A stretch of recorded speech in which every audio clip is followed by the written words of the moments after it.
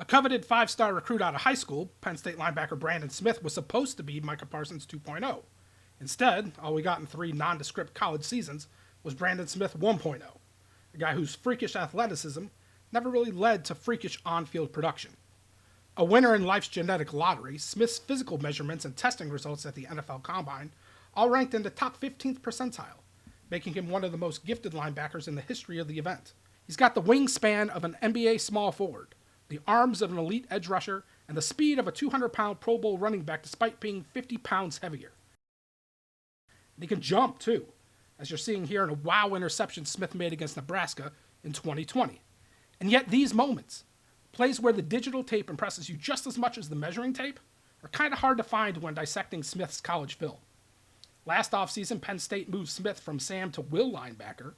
The hope here was the position switch would result in more sacks, more tackles for loss, more opportunities for Smith to be a disruptive force, an absolute game wrecker. Again, Micah Parsons 2.0. But it just never really happened. And before we dissect the multiple red flags in Smith's games, let's be fair and let's acknowledge that as a linebacker, Smith is a very smooth and natural pass defender. He's comfortable in space, he's comfortable playing backwards, and he's incredibly fluid with plus change of direction skills. Smith has shown an ability post-catch to close the gap like a mall cop at 10 p.m., stopping yards after catch opportunities dead in their tracks. Thanks to his speed and quickness, he can run with tight ends, he can run with slot receivers, backs out of the backfield. What's really impressive is when Smith's coverage assignments take him in the deep end, 30, 40 yards downfield. He doesn't freak out, he doesn't get grabby, he doesn't draw unnecessary pass interference penalties. Now let's get to Smith's issues and bum you out a little, okay? When it comes to the instinctual aspects of playing linebacker, Smith remains relatively raw. His eyes are slow to diagnose run plays, resulting in tentative, indecisive, unproductive first steps. Because of this, Smith is often an inviting target for second-level blocks, which is obviously a problem.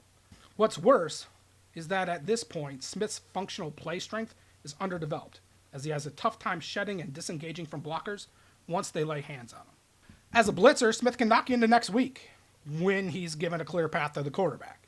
Otherwise, when someone stands in his way, he gets picked up a little too easily for our liking, unable to win with power or finesse. In 84 pass rush snaps in 2021, Smith registered just 2 sacks and 15 QB pressures. But the most maddening aspect of his tape has to be the number of missed tackles we see. Over and over, Smith's athleticism and awareness put him in position to make plays that he simply doesn't make. For a guy with Inspector Gadget arms that give him a huge tackle radius, this shouldn't happen. Smith also has a bad habit of throwing his shoulder instead of wrapping up. The most egregious example being this 3rd and 13 miss on Michigan running back Hassan Haskins that enabled the Wolverines to continue a drive that ultimately ended with a touchdown. Here's the good news, though. Smith possesses traits that you cannot coach. The rest, the horror show that we just showed you, can be ironed out and refined with proper instruction.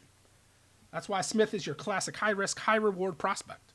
A supreme athlete, but unfinished football player that will tempt teams to reach and take a shot because of his huge potential upside.